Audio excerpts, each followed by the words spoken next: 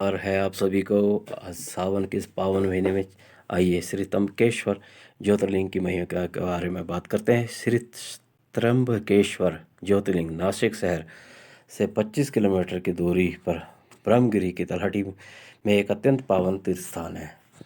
दक्षिण गंगा गोदावरी के उद्गम स्थान पर यह बना शिव मंदिर पेशवा कालीन है, जिसका निर्माण श्री नाना साहेब पेशवा ने किया था।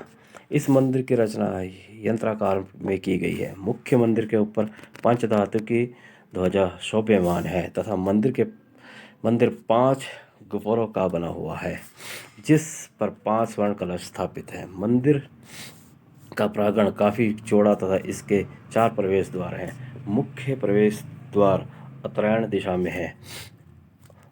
संपूर्ण भारत ज्योतिर्लिंगों पर शिवलिंग के दर्शन होते हैं, परंतु त्र्यंबकेश्वर ज्योतिर्लिंग में एक गड्ढे आकार का बना हुआ है, जिसमें ब्रह्मा, विष्णु तथा महेश की अंगूठा निशानी है। कलश भरकर जल समाहित हो जाता है और इस आकार का एक गड्ढा है।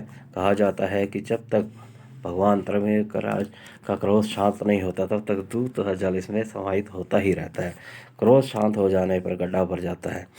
मुख्य मंदिर का सभा मंडल काफी बड़ा है, जिसके बीचों बीच कच्छप की प्रतिमा बनी है। ज्योतिर्लिंग के सम्मुख ही नंदी की प्रतिमा बनी है, जहाँ से कतार कम्बद्ध होकर श्रद्धालु भगवान त्र्यंबकेश्वर राज के दर्शन करने उनके दरबार पहुँचते हैं। श्री त्र्यंबकेश्वर ज्योतिर्लिंग का महात्म्य। सप्त ऋषियों में से एक गौतम ऋषि अत्यंत शिव भक्त थे। वे अपनी पत्नी अहिल्या के संग ब्रह्मा जी द्वारा कहे अनुसार यहाँ त्र्यंबकेश्वर धाम में निवास करते थे।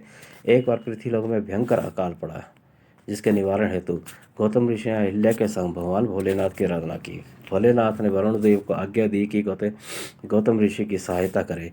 वरुण देव ने कहा, चूंकि ये अवसरण देव मर्जी से हुआ है, तब वे वर्षा तो नहीं करा सकते। अतः वरुण देव ने उन्हें एक गड्ढा खोदने को कहा। उससे अक्षय जल से भरा हुआ है। धीरे धीरे वे आसपास के क्षेत्र के सभी ऋषि मुनि आकर रहने लगे। इस दौरान कुंड से पहले जल भरने को लेकर गौतम ऋषि की पत्नी अहिल्या व अन्य ऋषि पत्नी विवाद हो गया। क्रोधित अन्य ऋषियों ने श्री गणेश जी की आराधना की तथा गौतम ऋषि पर कुछ निमित्त थोपने का अनुग्रह किया। ना चाहते हुए गणेश जी ने एक गाय का रूप धारण कर गौतम ऋषि के खेत में विचरण करने लगे। गौतम ऋषि ने गाय को तिनके से वार किया और गाय मर गई। गौतम ऋषि पर गौ हत्या का पाप का दोष लगा, जिसके निवारण के लिए उन्होंने 3 बार पृथ्वी के तथा 101 बार ब्रह्मगिरी पद दक्षिणा करके भगवान शंकर को प्रसन्न किया। भगवान भोलेनाथ ने गौतम ऋषि साक्षात दर्शन दिया और गौतम ऋषि से वर मांगने को कहा। गौतम ऋषि ने कहा, मुझ पर गौ हत्या का पाप लगा है, जिसके निवारण है तो मुझे गंगा प्रदान करे, जिसके जल से स्नान करके गौ हत्या का पाप से मुक्त हो सको। भोलेनाथ का ने कहा तथास्तु कहा, परंतु गंगा माँ पृथ्वीलोक में जाने को राजी नहीं हुई। अतः क्रोधवश में भगवान भोलेनाथ ने ब्रह्मगिरी पर अपनी जटा को पटकना शुरू कर दिया। तब गंगा माँ ने कहा, यदि आप भी मेरे संग यहाँ विराजमान हो तो ब्रह्मगिरी में आने को तैयार हूँ। भगवान भोलेनाथ से त्र्यंबकेश्वर ज्योतिर्लिंग के रूप में वहाँ विराजमान हो गए तथा गंगा माँ ने गौतम ऋषि के तमाम पापों को नष्ट कर दिया। श्री त्र्यंबकेश्वर तीर्थ में गंगा गौतमी गंगा के नाम से जानी जाती है। जटाओं में समा जाना वह जटाओं में जमा जाना चाहती थी, पर वह बार बार इस क्षेत्र से लुप्त हो जाती थी। इसी दौरान गौतम ऋषि ने गंगा को जाते देख उन्होंने अपने कुश से गंगा को जगत कल्याण के लिए रोका। स्वर्गलोक के देवताओं ने भी आकाशवाणी करके गंगा को समझाया कि गंगा माँ यहीं रुक गई।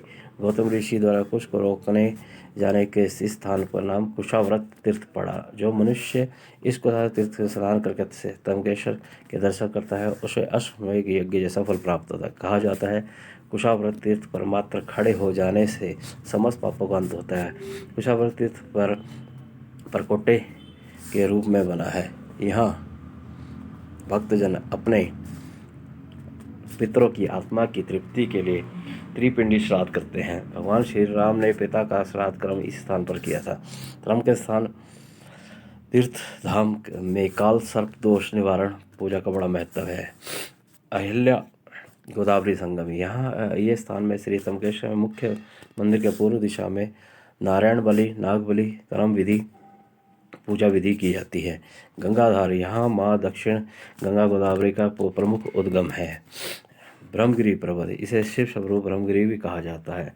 ये सागरी स्तर से काफ़ी ऊंचाई पर है। ये शिव स्वरूप पंचलिश संधोजात, तत्पुरुषार्थ, अघोर जात, ईशान्य वामोजात है।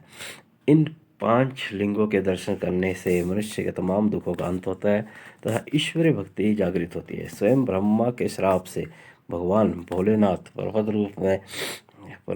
रूप धारण कर पृथ्वीलोकवासियों के बीच रहकर उनके दुख संकट हरने की मंशा में स्थापित हुए थे।